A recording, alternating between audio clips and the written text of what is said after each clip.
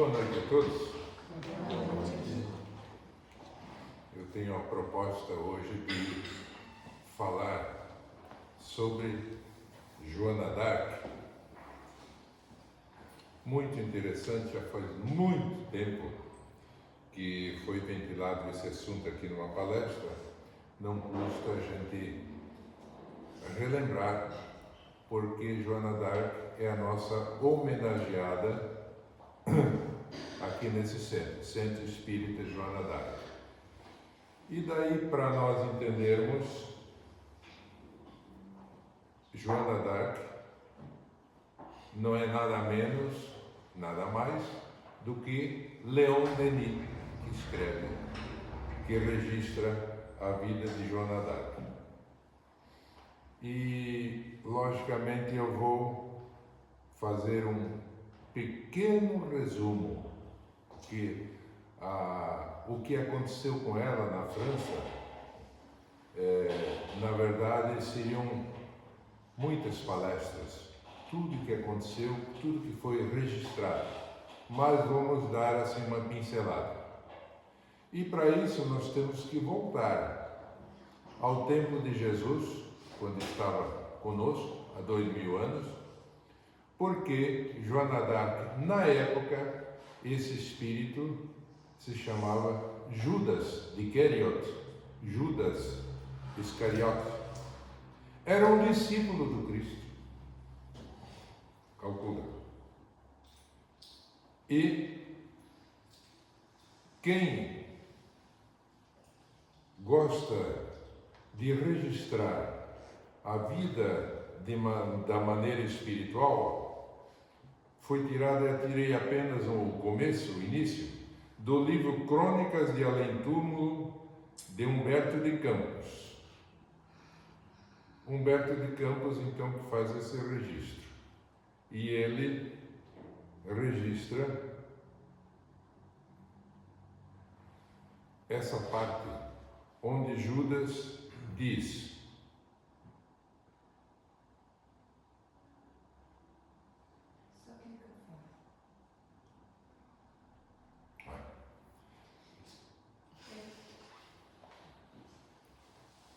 apenas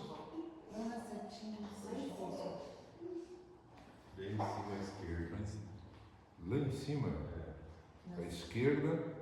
É mais esquerda. Parte vermelha. Parte vermelha? Configurações? Impressão. Lá em cima, do lado, na coluna do lado. Aqui? Lá em cima, na frente. A última embaixo? Lá em cima. Lá em cima. Aqui? Mais um. Mais um.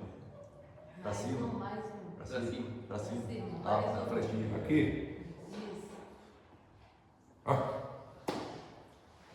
Vou ter que nascer de novo. Depois da minha morte trágica, isso Judas falando, submergi-me em século de sofrimento expiatório da minha falta. Qual era a falta de que ele fala? Judas era um discípulo, e era um discípulo que, ao diferente dos demais, ele sugou a doutrina do Cristo, e o Cristo, para ele, o que ele falava era tudo para ele. E Humberto de Campos, numa outra fala, ele registra que o Judas estava nervoso depois de um tempo. Afinal de contas, o Cristo veio aqui, faz tudo, né?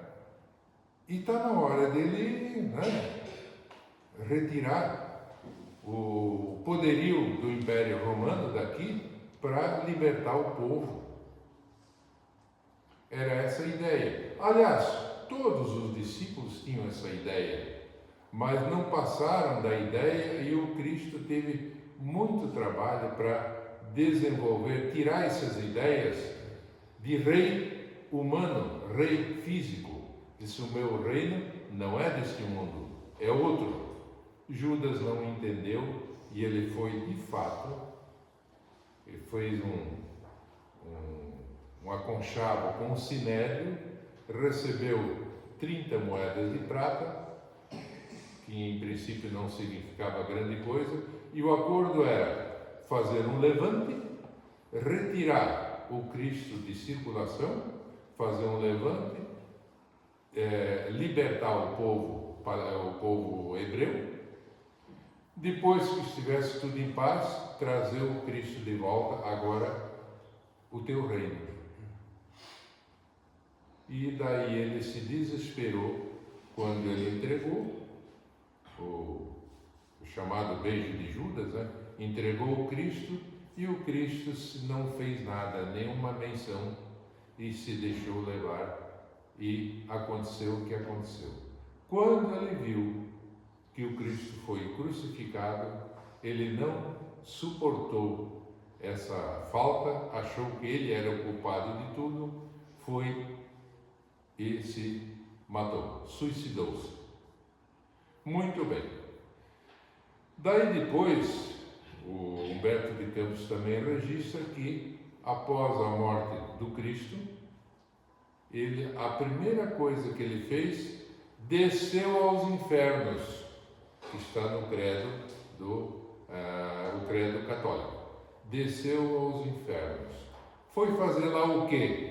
Encontrar Judas, que estava numa situação muito ruim. E o Cristo consegue reanimá-lo. Diz: olha, os séculos estão aí, eu estou esperando por ti. Reanima-te. E daí, o que aconteceu? Depois da minha morte trágica, submergi-me em séculos de sofrimento expiatório da minha falta. Sofri horrores nas perseguições infligidas em Roma aos adeptos da doutrina de Jesus. Logicamente, ele reencarnou. E as minhas provas terminaram em uma fogueira inquisitorial, onde, imitando o mestre, fui traído, vendido e usurpado. Vítima da felonia e da traição, deixei na terra os derradeiros resquícios do meu crime, na Europa do século XV. Desde esse dia em que me entreguei por amor do Cristo a todos os tormentos e infâmias que me aviltavam, com resignação e piedade pelos meus verdugos, fechei o ciclo das minhas dolorosas reencarnações na terra, sentindo na fronte o ósculo do perdão da minha própria consciência. Foi aí, nesse término, que ele aceitou-se e fechou o ciclo de sofrimentos. Isso quer dizer que os nossos sofrimentos, nós estivemos na época do Cristo, nós também sofremos. Terminou já? Talvez sim, talvez não, porque o sofrimento são depurações do Espírito. Bom, então isso aí, ele contando. E vamos então à história, um pouquinho da história de Joana d'Arc, que vem no século XV, 1400 e pouco, vem para desempenhar uma tarefa. Que tarefa era? Casa onde nasceu Joana d'Arc, França. Qual era a tarefa de Joana d'Arc?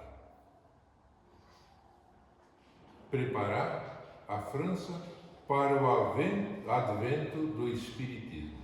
A França ela estava quase toda já na mão dos ingleses, com a Guerra dos 100 Anos. Nascida em Domremy, a cidadezinha, lugarejo onde ela nasceu, em 1412, filha de pobres lavadores, fiava lã junto da sua mãe, ou guardava o rebanho quando não acompanhava o pai na charrua, na roça.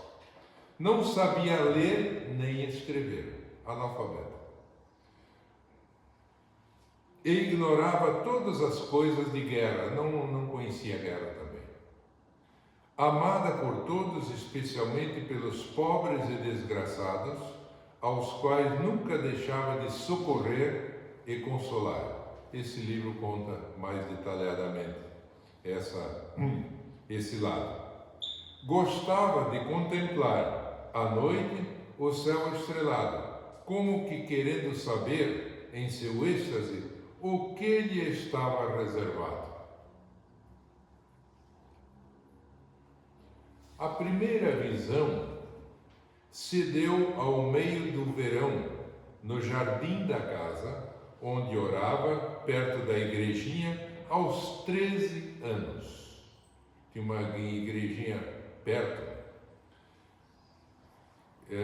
Escutou uma voz que lhe dizia: Joana, filha de Deus, sê boa e cordata, quer dizer, de coração bom. Frequenta a igreja, põe tua confiança no Senhor. Ela ficou atônita, só escutou. Mas levantando o olhar, viu uma figura angélica, São Miguel, cercada de outras formas radiantes, Santa Catarina e Santa Margarida. Eram os santos daquela igrejinha onde ela gostava de ir. Então eram os 3 santos, e o que comandava, sempre falava com ela, era São Miguel, principalmente.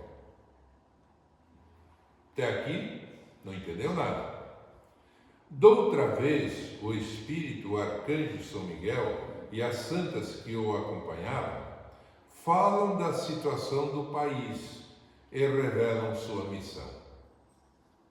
É preciso que vás em socorro do Delfim, que era o rei da França, que estava desanimado, já vamos ver, para que por teu intermédio ele recobre o seu reino. Já ele tinha deixado tudo para os ingleses. Tu conduzirás o Delfim a Reims, uma outra cidade, a fim de que receba aí sua digna salvação, voltar,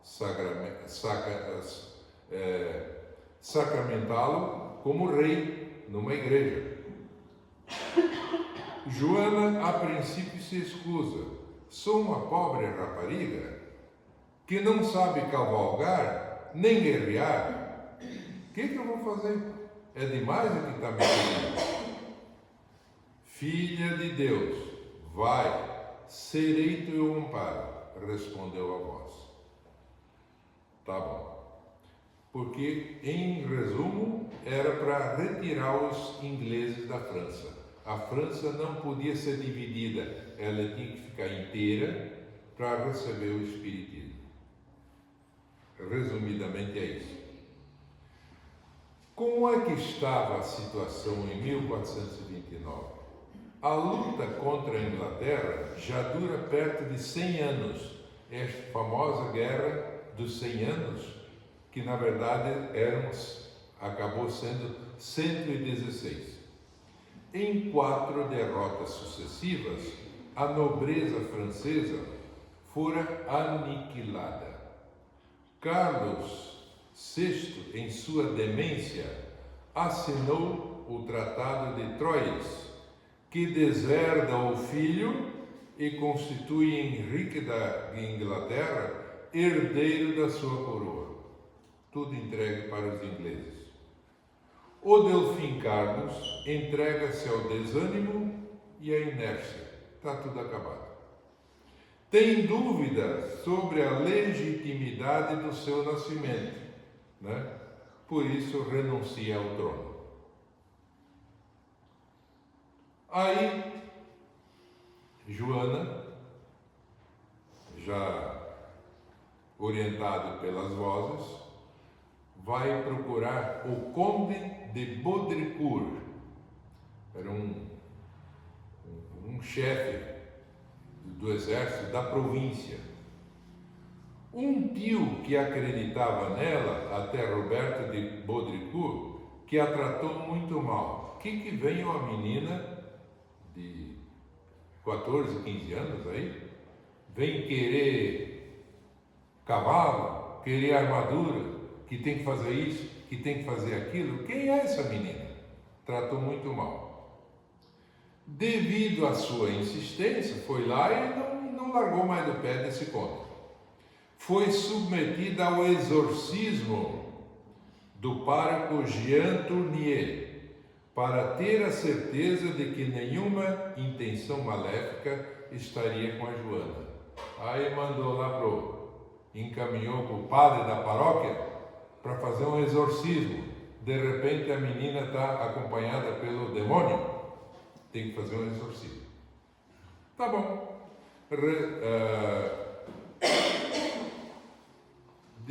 O padre trabalhou, não aconteceu nada. Voltou lá para o conde, olha, tudo certo.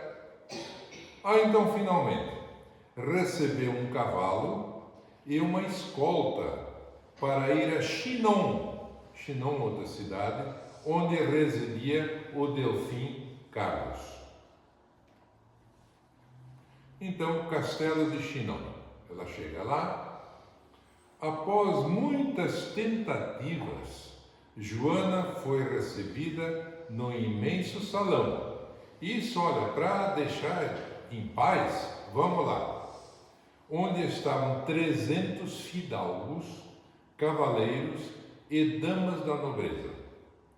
O rei, desconfiado, pôs um cortesão em seu lugar e misturou seus presentes. Joana entrou, procurou, foi direto lá onde estava o rei. Ajoelhou-se diante dele e falou longamente com ele. Para ter direito à próxima tarefa, Joana teve que submeter-se a um grupo de matronas para verificar-lhe a virgindade. Na época, a virgindade de uma moça, de uma mulher, era coisa sagrada, né? Então, a mulher que não fosse mais virgem, a moça, não teria direito nenhum, era colocada de lado. Como era virgem, então pelo jeito é gente séria. Então, ali traz uma figura onde a Joana identifica o Delfim no meio daquela balbúrdia toda. Não adiantou o Delfim fazer aquela malandragem. Em seguida, não satisfeita, ela foi submetida a um interrogatório por parte de intelectuais, professores, personagens da igreja, aos quais Joana respondeu bem. Logicamente, quem soprava as respostas para ela estava lá as santas, mas ela não agia sozinha. A mediunidade ali, como nós vimos no início da mensagem, ela é uma ponte entre os dois planos, tranquilo. Só o Espiritismo é que desenvolveu, deixou isso aí de maneira aceitável, sem nenhum problema. Depois de responder todas as perguntas, conclusão dos doutores. Nela, e esses doutores eram da Universidade, eu acho que era de Sorbonne, França. Nela não se encontra maldade alguma, e sim tudo o que é bom. Conclusão. O que é bom? Humildade, virgindade, devoção, honestidade e simplicidade. A seguir, Joana foi submetida mais uma vez a um grupo de matronas, presidida pela rainha da Sicília, para verificar-lhe a virgindade. Muito bem, não tinha mais nada para fazer, só aceitar o que ela queria. Depois da confecção da armadura e do estandarte em Tours, Joana recebeu um exército, um pequeno exército, com a incumbência de entrar na cidade de Orleans, que estava sitiada pelos ingleses, e o povo de Orleans estava passando fome, não tinha mais nada para comer. E sitiada pelos ingleses, e entregar víveres para a população. Após 3 dias de combate, a cidade ficou liberta e os víveres entraram. Diz esse Dinois, era um chefe de exército, e ele olhava, verificava a maneira como Joana d'Arc conduzia. Ela tinha o estandarte e o cavalo. Não tinha espada, ela não matava, ela só dava ordens e todo mundo obedecia. Era uma coisa, muito... Então diz esse general, antes dela, dizia Dinois, 200 ingleses punham em fuga 1000 franceses. Com ela, algumas centenas de franceses forçam um exército inteiro a recuar. Lá mais no final, quando já estava longe, então diz a história que o simples fato de a Joana aparecer na frente com o seu exército, sabendo que era Joana, vamos voltar porque aqui não adianta, vamos perder. Já iam de volta, porque Joana sempre dava ordem: essa terra não é de vocês, vão embora, vão em paz, só que se vocês não forem, nós vamos. Ameaçava, mas normalmente foi assim essas guerrilhas ali, não morreu muita gente não. Resta o segundo ponto, a marcha sobre Reims e a sagração de Carlos VII. Joana foi a campo e encontrou-o em Turones, indolente, sem vontade própria. O príncipe hesitava em aceitar os convites da Pucela, da jovem. Finalmente o clamor popular venceu. O povo já estava a favor da Joana. Finalmente o clamor popular venceu. Vamos! Muito bem. Reuniu-se um exército de 12.000 homens e marcharam sobre Troyes. Ato seguinte, Carlos VII recebeu a sagração na Catedral de Reims. Joana ajoelhou-se diante do rei e disse: Gentil Sire, Senhor, está feito assim o que foi do agrado de Deus, segundo as vozes pediram que ela fizesse, cuja vontade era que eu levantasse o cerco de Orleans e vos trouxesse a esta cidade de Reims, a fim de receberdes aí a vossa digna salvação. O rei é você, não outro. E provardes por essa forma que sois verdadeiramente rei e herdeiro da coroa da França. Então, aí à direita traz fotografia da Joana. Ela, na verdade, usava trajes, roupas masculinas. Ali é um pouquinho camuflado, mas usava roupa masculina para não ter problema com o exército que era masculino, Então ela pôde fazer o que ela tinha que fazer. Compiègne. Aí vai toda a história, uma batalha, outra batalha, e numa batalha daquela, véspera de uma batalha, os generais que a assessoravam, que estavam junto com ela, começaram a não se entender. E daí, nessa confusão, nessa hesitação, é o local onde Joana foi capturada, depois de indefinições dos chefes, quanto às decisões a tomar. Durante 6 meses, foi transferida de prisão em prisão, para lá e para cá, e ninguém decidia nada. Até que foi vendida para os ingleses, por 10.000 libras em ouro.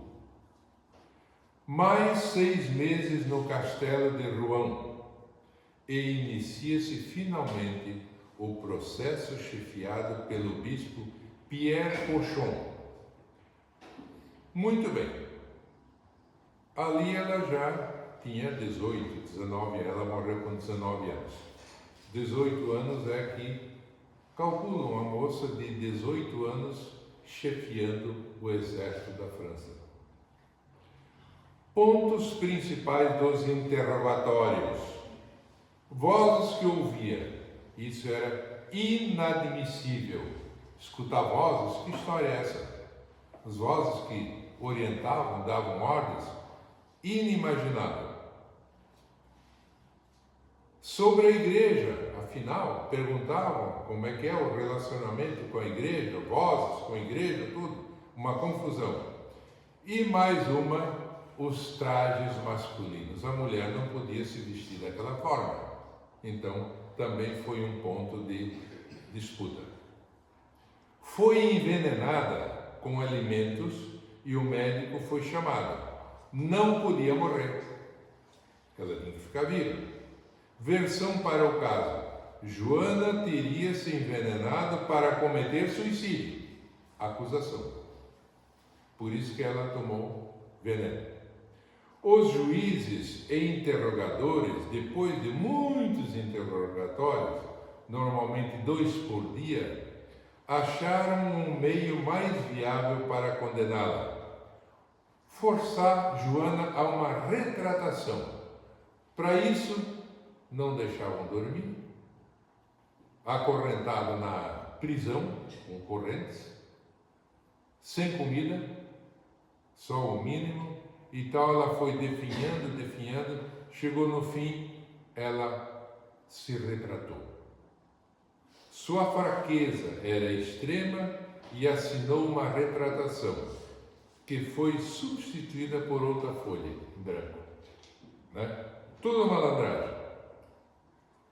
Após a retratação, Joana foi declarada relapsa, herética, cismática e condenada sem remissão. Só lhe restava morrer, e tinha que ser pela Inquisição. Fogo. Tal a sentença proferida por seus juízes. Em 30 de maio de 1431, pela manhã, após a leitura do libelo acusatório de 70 artigos, Joana é queimada no patíbulo instalado na praça Vieux-Marché.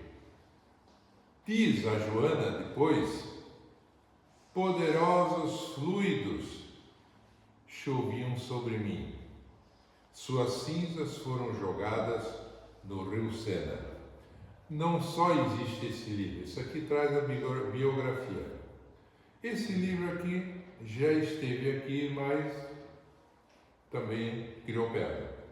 Joana d'Arc, Médium, também de Leon Denis, onde a própria Joana, através de psicografias, conta a sua história.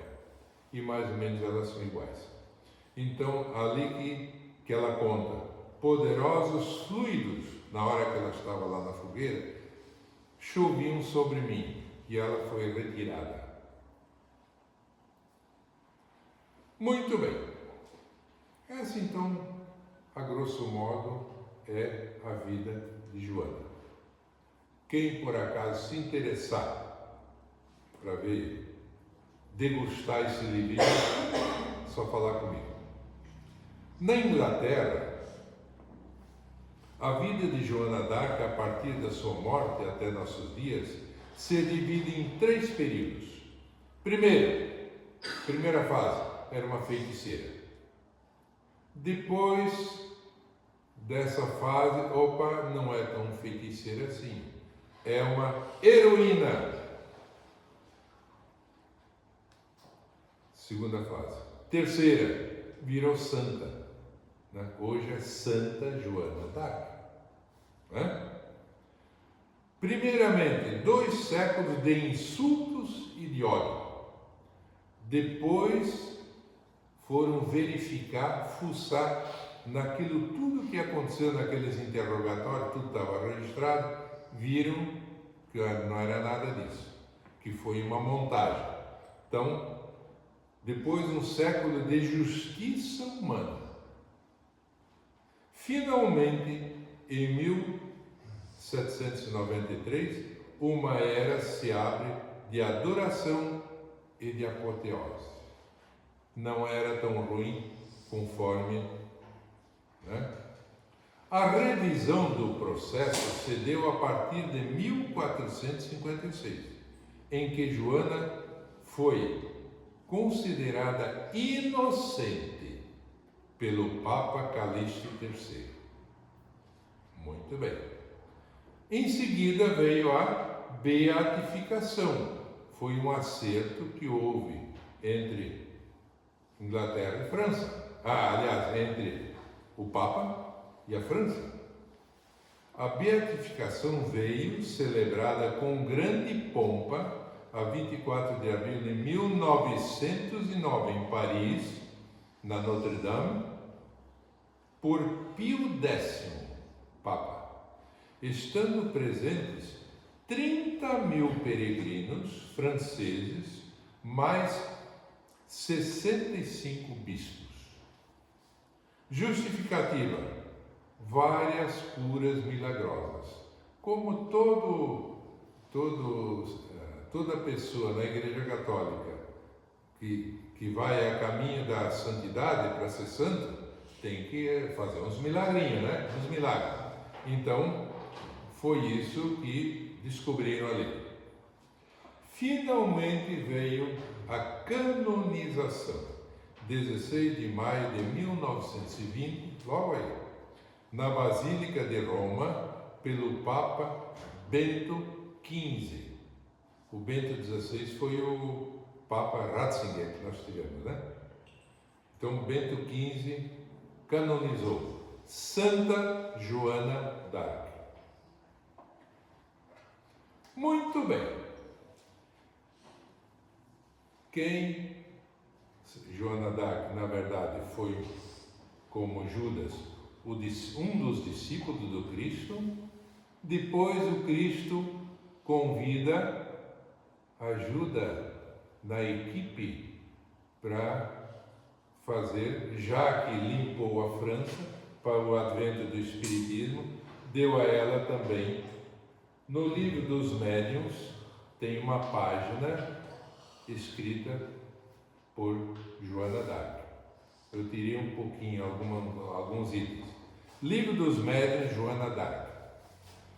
E ela fala sobre mediunidade. É o que ela era, Médium, 100%. As faculdades de que gozam os médiuns lhes granjeiam os elogios dos homens. Nossa, fulano de tal é médium. As felicitações, as adulações, eis para eles o escolho. Escolho é uma pedra. Eis para eles uma dificuldade, os elogios, Rápido esquecem a anterior incapacidade que lhes devia estar sempre presente a lembrança. Fazem mais. O que só devem a Deus, atribuem-no a seus próprios médiuns. O que acontece então? O médium, ele já nasce médium. Não existe estudo para ser médium. Existe estudo para descobrir a mediunidade que já existe. Aliás, a palavra desenvolver a mediunidade também já não se usa mais. Educar a mediunidade. Quando chega alguém aqui com sinais de mediunidade, a gente encaminha para o estudo. Tem que conviver com a mediunidade. Não é nenhum castigo, é uma capacidade a mais de fazer a corrente, a ponte entre os dois planos. O que acontece então? Os bons espíritos os abandonam. Ah, é? Você acha que é o tal? Então, fica aí. Eles se tornam joguetes dos maus e ficam sem bússola para se guiarem. Quanto mais capazes se tornam, mais impelidos são a se atribuírem um mérito que lhes não pertence. Por isso que na mensagem inicial dizia que algumas pessoas falam em dom. E é mais ou menos isso. Ele ganhou para fazer um trabalho extra. Afinal, até que Deus os puna, afinal, retirando-lhes uma faculdade que desde então somente fatal lhes pode ser. Nunca me cansarei de recomendar-vos que vos confieis ao anjo guardião, para que vos ajude a estar sempre em guarda contra o vosso mais cruel inimigo, que é o orgulho. O orgulho, segundo o Livro dos Espíritos, é a origem de todos os males. É o orgulho. Lembrai-vos bem, vós que tendes a aventura de ser intérpretes dos Espíritos para os homens, de que severamente punidos sereis, porque mais favorecidos fostes. E encerramos com essa imagem na praça onde ela foi queimada. O cavalo, o estandarte, a espada está na cinta. Então, para encerrar, nós temos a considerar nos nossos estudos aqui suicídio. O Judas não suportou o que ele fez, podia ter se perdoado, mas não conseguiu, e ele teve séculos de sofrimento até que ele se perdoou e fez as pazes finalmente com o Cristo, que nunca o abandonou, como não abandona ninguém. Cristo está sempre, não vos deixarei órfãos. E aí essa frase vale para nós também. Tenhamos sempre confiança nele. E o segundo ponto que nós estamos quase no fim aos sábados pela manhã, quando nós às 9 horas temos o grupo de estudo, nós estamos estudando o livro dos médiuns. Mais uns meses vamos chegar no fim dele. Então, espero que tenham entendido essa trajetória maravilhosa, em princípio, da nossa homenageada Joana d'Arc. Obrigado.